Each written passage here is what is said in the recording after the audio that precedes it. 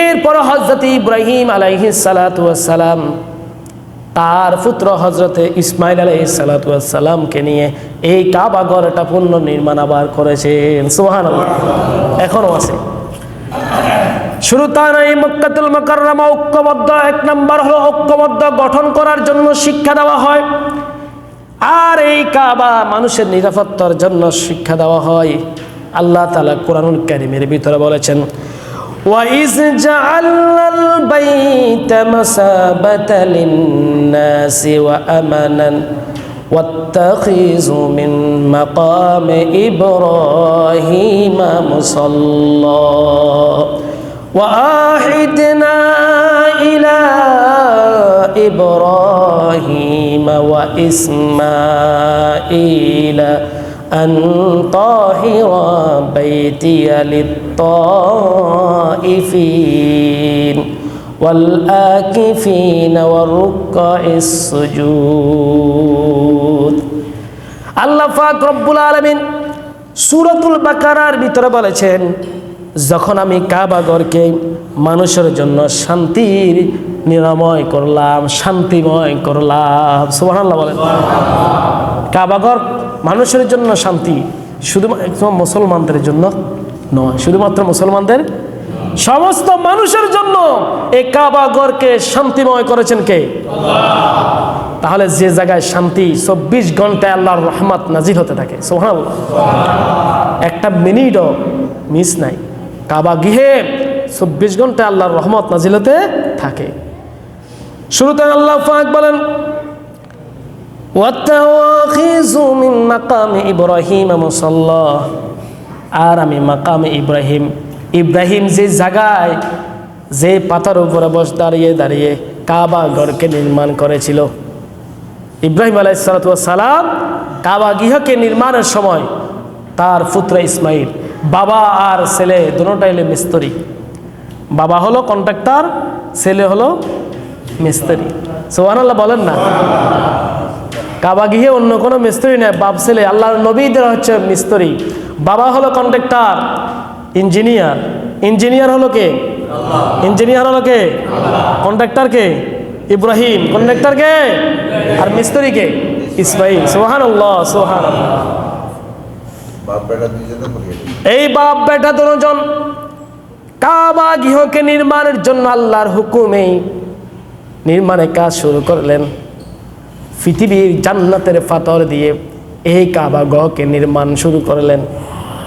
কাবা গৃহটা হলো উঁচু, বাপ বেটা দুজন উঁচুতে উঠতে পারতেছে না। কিভাবে উঁচু উঠবে? ওই সময় তো আর এত আধুনিক যন্ত্রপাতি নেই। তখন আল্লাহ পাক রব্বুল আলামিন নিজে হুকুম করলেন, জিব্রাইল চলে যাও, একটি জান্নাতের পাথর নিয়ে তুমি চলে যাও। সুবহানাল্লাহ। জিব্রাইল জান্নাতের পাথর নিয়ে ইব্রাহিমের কাছে, ইসমাইলের কাছে হাজির হয়ে গেল। আল্লাহর ফেরেশতা জিব্রাইল এসে বলে, ও আল্লাহর নবী ইব্রাহিম এবং ইসমাইল আলাইহিস সালাতু ওয়াস সালাম আল্লাহ পাকের জান্নাতি পাথর এনেছেন, এটা শুধু জান্নাতি পাথর, যে এটাকে যেটাই করবেন সেটাই হয়ে যাবে, এটার উপর আপনি উঠার জন্য বলেছে। আর এই পাথরটা একটি লিফটের কাজ করবে। এই পাথর দাঁড়িয়ে দাঁড়িয়ে আপনি কাবার চারপাশ থেকে, নিচ থেকে উপরে, উপর থেকে নিচে এবং চারপাশে ঘুরে ঘুরে আপনি কাবাটা নির্মাণ করতে পারবেন। এই পাথরটা জান্নাতি পাথর। এই পাথরটা কি? খেয়াল করেন, এখন তো লিফট আমরা জানি, ওই সময় কি লিফট ছিল? ওইখান থেকে বৈজ্ঞানিকরা রিসার্চ করেছে। সুবহানাল্লাহ বলা যাবে না? বৈজ্ঞানিকরা কোথায় পাইছে? তারা ওইখান থেকে রিসার্চ করেছে। অথচ আমরা লিফট যারা আবিষ্কার করছে দেখবেন মুসলমান না, বিধর্মীরা। আর আমরা বসে বসে শুধু হালুয়া রুটি খাইতেছি, ঠিক কিনা? কিন্তু আমরা গবেষণা ছেড়ে দিয়েছি। আমাদের মুসলমানের যে গবেষণা, আমাদের কোরআনের গবেষণা আমরা ছেড়ে দিয়েছি। আর বিধর্মীরা কোরআন থেকে গবেষণা করে তারা বিভিন্ন রকমের দ্রব্য সামগ্রী বানায়, ঠিক কিনা? তারা লিফট বানায়, টেলিভিশন বানায়, বিমান বানায়, এরোপ্লেন বানায়, রকেট বানায়, বোমা বানায়, ঠিক কিনা? কিন্তু আমরা বসে রয়েছি। আমরা শুধু নামাজে কোরআন শরীফ তেলাওয়াত করি, রমজান মাস আসলে খতম তরাবি পড়ি। আর বাপ যদি মারা যায়, ভাই যদি মারা যায়, মা যদি মারা যায়, হুজুর 15 জন 20 জন বসে খতমের উপরে খতম দিচ্ছি, ঠিক কিনা? শুধু কোরআন শরীফ কি এটার জন্য আসছে? এটার জন্য আসছে? কিন্তু আমরা রিসার্চ করি না, আমরা ছেড়ে দিয়েছি। আর বিদর্মীরা তারা এটা কাজে লাগিয়ে তারা আমাদেরকে এখন শাসন করতেছে, ঠিক কিনা? সম্মানিত হাজিরিন, ইব্রাহিম আলাইহিস সালাম ওই পাথরের উপরে উঠেই কাবা গৃহ নির্মাণ করেছেন। আর কিছু পাথর যখন শেষ হয়ে গেল, কিছু পাথর রয়ে গেল, ওই পাথরগুলোকে আল্লাহ পাক বলেছেন সারা পৃথিবীতে তুমি ছিটে দাও। সুবহানাল্লাহ। ইব্রাহিম আলাইহিস সালাম ছোট ছোট পাথরগুলো হাতের উপরে মুষ্টি করে সারা পৃথিবীর বুকে নিজে কিন্তু ছিটছে। আসলে কি ইব্রাহিম নিজের হাতের এত শক্তি আছে যে সারা পৃথিবীর কোনায় কোনায় পৌঁছতে পারবে? আল্লাহর নবী যখন হিজরতে রওনা দিবেন, আল্লাহর নবীর এমন পরিস্থিতি হয়ে গেল, চারিদিকে ঘরের চারিদিকে কাফের ঘিরাও করে ফেলছে। শুধু কাফের ঘিরাও করেছে তাই নয়, কাফেরদের হাতে অস্ত্র শস্ত্র নিয়ে পুরো ঘরটা ঘিরাও। আসলে কিভাবে যাবে? প্রত্যেকটা ঘরের কোণা, প্রতিটি ঘরে ঘেরাও। আবু জাহেলের সৈন্যরা ঘেরাও করে ফেলছে। রাসূল কিভাবে বের হবে? আল্লাহ পাক বলে, ইয়া রাসূলুল্লাহ, আপনি চিন্তিত হওয়ার কোনো কারণ নয়। আপনি যে অবস্থা থাকেন না কেন, বাসনাওয়ালা আল্লাহ। বাসনাওয়ালা কে? বিপদ থেকে রক্ষা করবে কে? যত কঠিন হোক না কেন রক্ষা করবে কে? এটা আমাদের বিশ্বাস আসেনি? আমাদের বিশ্বাস মুখে বিশ্বাস, অন্তরে বিশ্বাস আছে। আল্লাহর হাবিবকে বলেন, ইয়া রাসূলুল্লাহ, জিবরাইল এসে বলে, ইয়া রাসূলুল্লাহ, আপনার পায়ের কাছ থেকে সামান্য একটি ধুলাবালি আপনি হাতে নেন আর বলেন শাআতিন বুজুম বলে ফুঁক দিয়ে দেন, আর এটা হাতে ফুঁক দিয়ে এভাবে উঠিয়ে দেন। উঠে দেওয়ার সাথে সাথে বাকি সব কিছু আল্লাহ পাক করে দিলেন। ওই বালুর প্রত্যেকটা কোনায় কোনায় আল্লাহ পাক রব্বুল আলামিন বালুর কোনাগুলো ঘরের চারপাশ দিয়ে কাফেরদের চোখের ভিতরে আল্লাহ পাক প্রবেশ করে দিলেন। সুবহানাল্লাহ। আর কাফেররা এদিকে চোখ দুলতেছে, এইদিকে হযরত আলীকে বিছনায় শোয়াই দিয়ে আল্লাহর রাসূল হিজরতে রওনা দিলেন। সুবহানাল্লাহ। বাঁচাইছে কে? ওই বালুগুলা কাফেরদের চোখে প্রবেশ করাইছে কে? আল্লাহ রাসূল। এইভাবে বালু তো ঘরের ভিতরে না শিখছে, বাইরে শিখছে কে? ইব্রাহিম আলাইহিস সালাম কাবা গৃহ নির্মাণের পর, পুনর্নির্মাণের পর কিছু সংখ্যক পাথর বেঁচে গেল। আল্লাহ পাক বলেন, ও ইব্রাহিম, ওই পাথরগুলো তুমি হাত দিয়ে এভাবে উঠিয়ে দাও। হযরত জিবরাইলের মাধ্যমে আল্লাহ তাআলার হুকুমে সারা পৃথিবীর কোনায় কোনায় এই পাথরগুলো নিক্ষেপ হয়ে গেল। সুবহানাল্লাহ। আর ওই পাথর, একটি পাথর আপনাদের এই আসকার আলী শুকানি মসজিদে পড়েছে। এই কারণে এই মসজিদটা এখানে নির্মাণ হয়েছে। সুবহানাল্লাহ বলা যাবে না? নইলে এই এলাকার অনেক জায়গা আছে না নাই? বলো না, আছে না নাই? এই এলাকা থেকে, এই এলাকার এই জায়গা থেকে আরো সুন্দর সুন্দর জায়গা আছে না নাই? কিন্তু ওই জায়গায় মসজিদ হয়েছে? ওই জায়গায় মসজিদ হয়েছে? এই জায়গায় কেমনে হইল? পৃথিবীর বুকে যত মসজিদ এখনো হবে, মনে রাখবেন ইব্রাহিম আলাইহিস সালাম আল্লাহর হুকুমে যে পাথরগুলো নিক্ষেপ করেছিলেন, ওই পাথরের কোনা হলেও ওই জায়গায় পড়ার কারণে আল্লাহর বাইতুল্লাহ ওই জায়গায় স্থাপন হয়েছে। সুবহানাল্লাহ। এই কারণে আমরা এখানে সিজদা দিই। ইব্রাহিম আলাইহিস সালামের ওই পাথরটা, ওর নাম আল্লাহ পাক দিয়েছে মাকামে ইব্রাহিম। ইব্রাহিম আলাইহিস সালাম পদচিহ্ন এখনো রয়েছে। আল্লাহ পাক সমস্ত মুসলমানদেরকে হুকুম করলেন, উম্মতি মুহাম্মাদেরকে হুকুম করলেন, ওয়াত্তাখিযু মিন মাকামে ইব্রাহিম মুসাল্লা। ইব্রাহিমের যে জায়গায় পা দিয়েছে, যে পাথরে পা দিয়েছে, ওই পাথরের পাশে দিয়ে তোমরা নামাজের স্থান করে দাও। সুবহানাল্লাহ। এখনো হাজিরা যখন যায়, তখন ইব্রাহিম আলাইহিস সালামের ওই পায়ের পদচিহ্নর যে মাকাম ইব্রাহিমের পাশে 2 রাকাত সালাত আদায় করে, ঠিক কিনা? উমরাকারীরাও আদায় করে, হাজিরাও আদায় করে কিনা? যারা হজ করেছেন তারা আদায় করছেন না? মনে আছে আপনাদের? এখানে হাজি কয়জন আছেন যারা হজ করেছেন? হাত তুলান্ত দেখে। উমরা হজ করছেন, বড় হজ কে কে করছেন? 1 জন, 2 জন, মাশাআল্লাহ। আর কে করছেন? এদিকে কেউ আছেন? 3 জন, মাশাআল্লাহ। আর উমরা করছেন কয়জনে? উমরা কয়জন? 1 2 3 4, মাশাআল্লাহ। 5 জন, 6 7 জন। আলহামদুলিল্লাহ, বলুন আলহামদুলিল্লাহ। আল্লাহ তাদের হজ এবং উমরা কবুল করে নিক, আমরা বলি আমিন। আল্লাহ আমাদের সবাইকে হজ্জে বাইতুল্লাহ নসিব করুক, আমরা বলি আমিন। ইব্রাহিম আলাইহিস সালামের পদে চিহ্ন জায়গায় নামাজের স্থান করেছেন। শুরুতে আল্লাহ পাক রব্বুল আলামিন ও ইব্রাহিম আলাইহিস সালাম যখন কাবা গহকে নির্মাণ করে দিয়েছেন, তখন ইব্রাহিম আলাইহিস সালামকে আল্লাহ পাক হুকুম দিলেন, ওয়া আহিদনা ইলা ইব্রাহিম ওয়া ইসমাঈল আন তাহিরাল বাইতিয়া লিত-তাইফিনা ওয়াল আকিফিনা ওয়ার রুকআইস সুজুদ। আল্লাহ পাক বলেন, আমি ইব্রাহিম এবং ইসমাইলকে হুকুম দিলাম, তোমরা যেহেতু এই কাবা ঘরকে নির্মাণ করেছ, এই কাবা গৃহটাকে, এই মসজিদটাকে তোমরা ফুত পবিত্র রাখবেই, কারণ এখানে আমার ইতিকাফকারী থাকবে। সুবহানাল্লাহ বলেন। এখানে আমার মুসলমানরা, আমার বান্দারা অবস্থান করবে, আর আমার বান্দারা এখানে জামাতের সহিত নামাজ আদায় করবে, রুকুকারীর সাথে রুকু করবে, আর তারা আমাকে ফান ভরে সিজদা দিবে। সুবহানাল্লাহ। এইখানে মসজিদ পবিত্র জিনিস। মসজিদ কি জিনিস? আমরা মসজিদে আসি কাকে সিজদা দিই? কাকে? এই কারণে এটা শান্তির জায়গা। এটা কিসের জায়গা? এই শান্তির জায়গা করেছেন কে?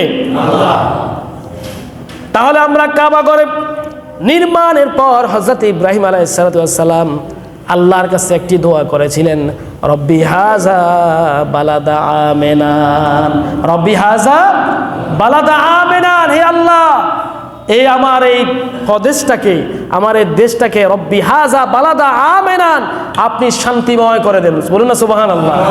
ইব্রাহিমের দোয়ার ফসল, ইব্রাহিমের দোয়ার ফসলে এই কাবা গৃহ কিয়ামত পর্যন্ত শান্তিময় করবে কে? আল্লাহ। মনে রাখবেন, কোন শত্রু এখনো পর্যন্ত কিয়ামত রাত পর্যন্ত, কিয়ামত পর্যন্ত কেউ কাবা ঘরকে ধ্বংস করতে পারবে না। শুধু তাই না, কিয়ামতের শেষ মুহূর্তেই সবচেয়ে বড় ফিতনা হলো, সবচেয়ে বড় ভয়ঙ্কর অস্ত্র শস্ত্র ক্ষমতাবান হলো দাজ্জাল। এই দাজ্জাল পর্যন্ত কাবা গিয়ে প্রবেশ করতে পারবে না। আল্লাহর নবী ইব্রাহিম এই দোয়ার ফসল। শুধু তাই নয়, আল্লাহর নবী পৃথিবীতে আসার আগেই, আল্লাহর নবী পৃথিবীতে আসার আগেই, মাত্র কয়েকটা দিন আগেই বাদশাহ আবরার এই কাবা ঘরকে ধ্বংস করার জন্য চেয়েছিলেন। ওই বাদশাহ, ক্ষমতা আরবের বাদশাহ আবরার, তিনি কাবা গৃহের মতন করে আরেকটি গির্জা তিনি তৈরি করেছেন, কাবা তৈরি করেছেন। সে ক্ষমতাধর মানুষ বলতেছে সবাই কাবা ঘরে গিয়ে ইবাদত করে, আমি একটা বানাবো যাতে সবাই আমার ওখানে গিয়ে তাওয়াফ করে, ইবাদত করে, আর আমার সুনাম হবে, আর যারা আমার গৃহেতে ইবাদত করবে তাদেরকে আমি সার্টিফিকেট দিবে, পুরস্কৃত করব। নাউজুবিল্লাহ। এই কার সাথে টাক্কা নিতেছে? কার সাথে? আল্লাহর কাছে যারা টাক্কা নেয় তারা কি পার পেয়ে যায়? যেতই সম্ভব না, কারণ মালিকের সাথে টাক্কা এত সহজামিষ কিছু। বাদশাহ আবরার নিজে গির্জা তৈরি করেছে, মানুষগুলো যারা তার অনুসারী, কিছু কিছু যায় যারা ফেতনাবাজ তার অনুসারী। প্রত্যেকটা কওমের ভিতরে ফেতনাবাজ আলেম ছিল, ফেতনাবাজ কওম ছিল, যারা বন্ডদেরকে, তারা বন্ডদের অনুসরণ করেছিল। ঠিক কিনা? এখনো আছে না? এখনো আছে না? বন্ড নামদারি আলেম বিভিন্ন তাগুতি শক্তির গোলামি করে। ঠিক কিনা? তারা তাগুতি শক্তির গোলামি ওই সময়ে ছিল, ফেরাউনের আমলে ছিল, নমরুদের আমলে ছিল, ইব্রাহিম আলাইহিস সালামের আমলে ছিল, আর বাদশাহ আবরারের আমলেও ছিল। বাদশাহ আবরার বললেন, দেখতেছে কাবা ঘরের নেতৃত্ব হাশেমি গোত্রের কাছে, আর কাবা ঘরের দেখাশোনার দায়িত্ব ছিল আমার আপনার নবী মুহাম্মদ রাসূলুল্লাহ সাল্লাল্লাহু আলাইহি ওয়াসাল্লামের দাদা আব্দুল মুত্তালিবের কাছে। সুবহানাল্লাহ। কাবা ঘরের মালিকের ওই সাবিটা এবং মুতাওয়াল্লি দেখাশোনা করতেন আমাদের নবীজির দাদা আব্দুল। নবীজির দাদার নাম কি? অনেকে আমরা জানি না। নবীজির দাদার নাম কি? বলে আমাদের দাদার নাম কি এটাও তো জানি না। আসলে আমরা মুসলমান, আমরা নবীজির দাদা, নবীজির নানার নাম কি পারেন আপনারা? নবীজির নানার নাম কি? Abdul Muttalib. নবীজির নানার নাম কি? কে পারেন বলেন তো? ইন্না লিল্লাহি ওয়া ইন্না ইলাইহি রাজিউন। ওয়াহাব জহরি। রাসূলুল্লাহর নানার নাম ওয়াহাব জহরি। আমরা জানি না আসলে রাসূলুল্লাহর পিতার নাম কি, আমরা বলেন তো, কে পারেন? মায়ের নাম? মাশাআল্লাহ, এগুলো জানেন। কিন্তু ওই এই পর্যন্ত বাপ মার করতে সীমাবদ্ধ আরগুলো বলে গিয়েছি, অথচ আমরা রাসূলের আশিক দাবি করি, ঠিক কি না? রাসূলুল্লাহর দাদার কাছে চাবি, আর এই রাসূলের দাদা আব্দুল মুত্তালিবের কাছে বাদশাহ আবরার চিঠি লিখলেন, তুমি এবং তোমার অনুসারীদেরকে নিয়ে আমার গির্জায় তোমরা ইবাদত করবে, এই গির্জায় তুমি তালা লাগাইয়ে দাও, যদি কথা না শোনো, আমার আইনটা যদি না মানো, তোমার এই কাবাটা আমি ধ্বংস করে ফেলবো। নাউজুবিল্লাহ বলেন না। আব্দুল মুত্তালিব তো এটার অ্যাকশন নিয়েছে। আব্দুল মুত্তালিব আবার পাল্টা চিঠি, রাসূলের দাদা বলে, ও বাদশাহ আবরার, কাবাঘরের মালিক তো আমি নই, কাবাঘরের মালিক কে? আল্লাহ। মালিক কে? আল্লাহ। কাবাঘরের মালিক হলো আল্লাহ। তুমি কাবাঘর ধ্বংস করবা না করবা এটা তোমার এখতিয়ার, তবে এটার মালিক হলো আল্লাহ। এই কাবাঘর যেহেতু আল্লাহ মালিক, এটার হেফাজতের দায়িত্বটা কার? আল্লাহ। আমার টেনশন নাই। এই কথা বলার পর বাদশাহ আবরার আমাদের রাসূলের দাদা আব্দুল মুত্তালিবের প্রায় 100 উট, 100-র উপরে উট ছিল। রাসূলের দাদা উট ব্যবসা করতেন। রাসূলের দাদার উটগুলো ওই বাদশাহ আবরার সবগুলো নিয়ে গিয়েছে, যাতে আর্থিকভাবে আঘাত করা শুরু করলো। আবার রাসূলের দাদা বলো, তুমি আমার উটগুলো ছেড়ে দাও, আমি তোমার সাথে যুদ্ধ করার প্রস্তুত নই, কারণ কাবা ঘরের মালিক যেহেতু আল্লাহ, তুমি আল্লাহর ঘরের সাথে যুদ্ধ করবে, এটা তোমার এখতিয়ার, আমি কিছুই করার নাই। সুবহানাল্লাহ বলেন না। তখন আর টিকতে পারে না, জন হে জন আমার লোক যুদ্ধই করতেন, আমি কি করব? নিজে জন বলছে কাবা ঘরটা ধ্বংস করে দেবো, কে রক্ষা করবে? বাদশার কাছে তো ক্ষমতা আছে, এরকম ক্ষমতা ধর পৃথিবীতে আছে না নাই? ক্ষমতা পাওয়ার পর হ্যান করেনগে তেন করেনগে, সব শেষ, নিজে ক্ষমতাবান। যে ধর্মের কাজ করুক না কেন, নিজের ক্ষমতা যখন আঘাত পাবে, নিজের স্বার্থকে যখন আঘাত পাবে, তখন সে যে দলের হোক না কেন শেষ করে দিবে, ঠিক কিনা? এই ক্ষমতা বেশি দিন থাকবে না, এই ক্ষমতা বেশি দিন থাকবে না। ফেরাউন পারে নাই, নমরুদ পারে নাই, বাদশাহ আবরারও পারে নাই, পারেছে? তাহলে এই কিয়ামত পর্যন্ত যত ক্ষমতাধর আসবে, যত ভয়ঙ্কর ক্ষমতাধর আসবে, কেউ পারবে? পারবে না। কারণ সমস্ত ক্ষমতার মালিক কে? জোর বলুন, কে? কাবাঘরের মালিক কে? বাদশাহ আবরার শুরু করলো হস্তি বাহিনী নিয়ে হামলা, অসংখ্য হাতি বাহিনী নিয়ে। কারণ উট তো হলো সাধারণ ছোট মোটো বিষয়, উট নিয়ে কিভাবে যুদ্ধ করব, সে তো ক্ষমতাবান, তার ক্ষমতা দেখাতে হবে না? দেখাতে হবে না, কারণ পৃথিবীতে এরকম আছে তো, নিজের কাছে ক্ষমতা আছে, লোকদেরকে ক্ষমতা দেখাতে হবে না, ঠিক কিনা? বাদশাহ আবরার তার ক্ষমতা দেখার জন্য হস্তি বাহিনী নিয়ে হাজির, সৈন্যবন্য নিয়ে হাজির। হস্তি বাহিনী যখন কাবা ঘরের প্রান্তে, যখন এরিয়ার প্রান্তে ঢুকবে, এমন সময় ওই হস্তি বাহিনীর যিনি লিডার, হাতিদের একটা লিডার থাকে, ঠিক কিনা? ওই হাতিদের লিডারটা আর একটি পা কাবার গৃহের যে প্রান্তে ঢুকার, কাবার একটি স্তর আছে আরাফার প্রান্তে, কাবার এই গৃহের ভিতরে বাউন্ডারি আছে, এই বাউন্ডারিতে কোনো কেউ ধ্বংসের স্তূপ করার জন্য, এমনকি বিধর্মীরা যারা কাবাগরকে হিংসুক, মানে কাবাগরকে ধ্বংস করতে চায়, মনে মনে বিশ্বাস করে না, তারা ঢুকতে পারে না, এখনো পর্যন্ত পারে না। সুবহানাল্লাহ বলেন। এটার নেতৃত্ব কার হাতে? আল্লাহ। এটার হেফাজত কে করবে? আল্লাহ। হাতি যখন গেল পাপ দিবে, এমন সময় হাতির ভিতরে আল্লাহ পাক ব্রেনটের ভিতরে কি দিয়ে দিয়েছে? ইলহাম দিয়ে দিয়েছে। হাতি বলতেছে, আমার মালিক বাদশাহ আবরার, সে তো আল্লাহর ঘর কাবা ধ্বংস করার জন্য আমাদেরকে ব্যবহার করতেছে। না না, এটা হবে না। দুনিয়ার মালিক যদিও আবরার হয়, কিন্তু আমাদের সত্যিকারের মালিকটাকে, তাহলে আমরা হুকুমটা মানব কার? হাতিরা যায় না এই জায়গায়, এমন পিটা হাতিকে দিয়েছে, হাতিরা আর কেউ যায় না। যখন লিডার বসে গেছে, সমস্ত হাতি বসে গেছে, কেউ যায় না। এমন মারা মারল হাতিদেরকে।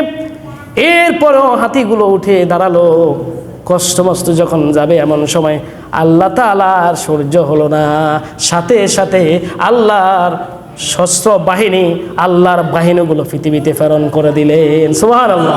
সূরাতুল ফিল ভিতরে আছে, আলাম তারা কাইফা ফাআলা রাব্বুকা বিআসহাবিল ফিল। এ রাসূল, আপনি কি জানেন না, শুনেন নাই, দেখেন নাই হস্তি বাহিনীদের সাথে আমি কি রূপ করেছিলাম? হস্তি বাহিনীদেরকে ধ্বংস করার জন্য নামে নামে যাকে যাকে আমি আবাবিল, তয়রান আবাবিল, তয়রান আবাবিল, তয়রান মানে প্রবেশ করলাম, আবাবিল ফাঁকি। এখনও কাবা শরীফে আবাবিল ফাঁকি আছে, দেখবেন ছোট ছোট। যারা হজ করেছেন তারা দেখছেন কিনা? দেখছেন না? হ্যাঁ, ছোট ছোট আছে। ওই ছোট ছোট আবাবিল পাখির তাদের মুখে একটি কঙ্কর, ছোট সরিষার দানার মতন কঙ্কর, পায়ের ভিতরে কঙ্কর, এমনকি এই সামান্য একটি কঙ্কর এত ভয়ানক যার যার নাম অনুযায়ী দিয়েছে, ওই হস্তি বাহিনীর মাথার উপরে পড়ার সাথে সাথে সমস্ত শরীরগুলো পুড়ে ছাই হয়ে পেকানার রাস্তা দিয়ে সে বের হয়ে গিয়েছে। নাউজুবিল্লাহ। কাবাকে তো ধ্বংস করতে পারছে? পারে না। এখনো যারা ধ্বংস করতে চাবে তারাও পারবে না। এই হলো কাবা। এই কাবাঘরকে কেন্দ্র করে আল্লাহ পাক রব্বুল আলামিন কুরআনুল কারীমের ভিতরে সমস্ত মুসলমানদেরকে ঐক্য হওয়ার জন্য বলে দিয়েছেন। আল্লাহ পাক বলেছেন, ওয়ালিল্লাহি আলান নাসি হিজ্জুল বাইতি মান ইসতাতা ইলাইহি সাবিলা। ও দুনিয়ার মানুষেরা, যাদের কাছে বাইতুল্লাহ পর্যন্ত পৌঁছানোর সক্ষম, আসা যাওয়া খাওয়া দাওয়া এবং সব কিছু সক্ষম যে ব্যক্তি, তার প্রতি এই হজ্জে বাইতুল্লাহ ফরজ করে দিয়েছি। সুবহানাল্লাহ। তার মানে হল নিজের বাড়ি থেকে কাবাঘরে যাওয়া পর্যন্ত এবং আসা পর্যন্ত বরণ পোষণ, পরিবারের বরণ পোষণ শেষ করে ওই কাবাঘরে যাওয়া আসা সমস্ত বরণ পোষণ যার কাছে আছে তার প্রতি হজ ফরজ। এখন আপনি চান, আপনি অনেক মানুষের প্রতি হজ ফরজ হয়ে গেছে, কিন্তু আমরা হজটা আদায় করি না। বর্তমানে হজ মাত্র 5 লক্ষ টাকা মনে হয় লাগে নাকি? একটা হজ কত? 4.5 থেকে 5, ঠিক কিনা? তাহলে 4.5 লাখ টাকার মালিক অথবা 5 লাখ টাকা সর্বোচ্চ দেখলাম, 5.5 লাখ টাকার মালিক বুঝি এখানে কেউ নাই। অসংখ্য মানুষ আছে। আপনার সম্পত্তি তো অনেক আছে। আরে ভাই, আপনার সম্পত্তি তো অনেক আছে, আপনি হজ কেন করেন না? হজ আদায় আপনার প্রতি হজ ফরজ হওয়ার পরেও যারা হজ করেন নাই, মনে রাখবেন কিয়ামতের মধ্যে আপনি নাজাত পাবেন না। কারণ ছাত্র পরীক্ষা দিয়েছে 5 বিষয়। কয় বিষয়? তো 5 বিষয়ের ভিতরে যদি এক বিষয় ফেল হয়ে যায়, সে কি আর পাস করবে? তার রেজাল্ট কি আসবে? এফ আসবে না, মানে ফেল আসবে। তো তাহলে আপনি ইসলামের সাবজেক্ট হলো 5টা, এই 5টার ভিতরে আপনি হজেই আপনি আদায় করলেন না ফরজ হওয়ার পরেও, তাহলে কিভাবে বুঝলেন আপনি আল্লাহর জান্নাতে যাবেন? গ্যারান্টি আছে? অনেক মানুষ মারা যায়, হজ করে না। অনেক মানুষ হজের সময় হয় হজ করে না, কারণ তার টাকা শেষ হবে। এমন বখিলের বখিল, এমন কিফটা হজে যাওয়ার টাকাও সেই দিয়ে বিল্ডিং করে, হজে যাওয়ার টাকা দিয়ে জায়গা কিনে, ঠিক কিনা? তাহলে এরকম স্বভাব যদি হয়, দেখবেন আপনি মারা যাওয়ার আগে অনেক কষ্ট স্বীকার করবেন। আমার পরিচিত এমন আছে, নিজের সহচোখে দেখেছি, হজ করার জন্য নিয়ত করেছে, টাকা রয়েছে, বহু আগের কথা। হজ করার জন্য টাকা সংগ্রহ করেছে, নিয়ত করেছে এই টাকা আমি হজ করব, নিয়ত করে ফেলছে। পরিশেষে এই টাকাগুলো সে বলতেছে এবছর আর হজ করব না, টাকা তো আছে, সমস্যাকে সামনের বছর হুতেরে বিদেশ দিয়ে দেবো, টেয়া ফাড়াবো, আমি হজ করে ফেলবো। এই টাকাগুলো দিয়ে নিজের ঘর নির্মাণ করেছে, নিজের টাকা দিয়ে, হজের টাকা দিয়ে ঘর নির্মাণ করেছে। আর এইদিকে তার এমন জিল্লতি হয়েছে, ঘরটা নির্মাণ করার পর এমন অভাব অনটন শুরু হয়ে গিয়েছে, অথচ সে কোটি টাকার মালিক ছিল, হাজার টাকার মালিক ছিল। ঘর নির্মাণের পরেই তার অভাব শুরু, খাইতে পারে নাই, খাওয়া দাওয়া করতে পারে নাই, এমন কষ্টের পর কষ্ট করছে। এই কষ্টটা দিয়েছে কে? কারণ সে হজের টাকা দিয়ে কি করছে? নিজের বিটা বাড়ি করেছে। হজের টাকা যদি অন্য কাজে খরচ করতেন, মানুষের কল্যাণে যদি খরচ করতেন, তাহলে বোঝাই যাইতো, তাহলে আপনার হজের সমপরিমাণ সওয়াবটা পেতেন। কিন্তু আপনি নিজের পুঁজি, নিজের খাওয়ার জন্য, নিজের বাসস্থানের জন্য আপনি ব্যবস্থা করে ফেলছেন, অথচ হজ করার আপনার ফরজ হয়েছে।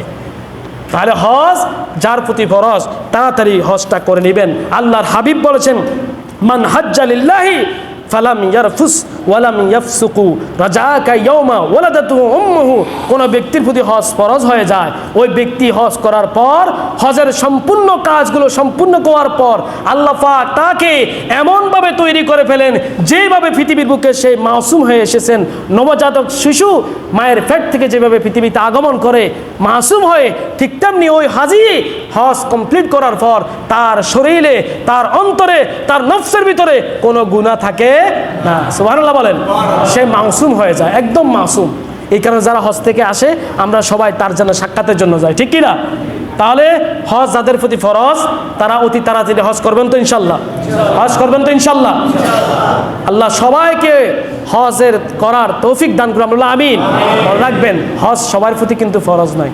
হজ সবার প্রতি ফরজ নয়, আপনার প্রতি ফরজ হয়েছে, এটা আল্লাহর করুণা, এটা আল্লাহর কি, কারণ হজ্জে বাইতুল্লাহ আল্লাহর কাবা করে যেতে যে এমনি সামনে সকল মানুষ যাইতে পারে না, আপনার প্রতি দয়া করেছে, করুণা করেছে রব, এই কারণে আপনার প্রতি হজটা ফরজ করেছে, ঠিক কি না? তাহলে আল্লাহর দয়াটা আমরা চাই কি চাই না? আমরা চাই কি চাই না? আল্লাহ আমাদের সবাইকে হজ্জে বাইতুল্লাহ নসিব করুন, আমরা বলি আমিন। আল্লাহ মৃত্যুর আগে একবার হলেও নবীজির রওজা মুবারকে গিয়ে সশরীরে সালাতু সালাম দেওয়ার তৌফিক দান করুন, আমরা বলি আমিন। মৃত্যুর আগে হজ্জে বাইতুল্লাহ নসিব করুন, আমরা বলি আমিন। আজ এই পর্যন্ত, বাকি আলোচনা সামনের জুমা ইনশাআল্লাহ করব। হজ্জে মাবরুর সম্পর্কে সামনের জুমা ইনশাআল্লাহ করব। আল্লাহ এই পর্যন্ত যা আলোচনা করেছি সর্বপ্রথম আমাকে